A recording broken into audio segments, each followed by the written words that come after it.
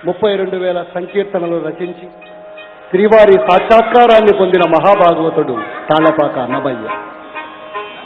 శ్రీవారి సంకీర్తనతో పాటు అమ్మలు గన్న అమ్మ అలమేలు మంగమ్మను వర్ణిస్తూ అలతి అలతి తెలుగు పదాలతో ఎన్నో పదకవితలల్లి ఆ తల్లి చరణాలకు సమర్పించిన మహాభాగవతుడు అన్నమాచార్యుడు.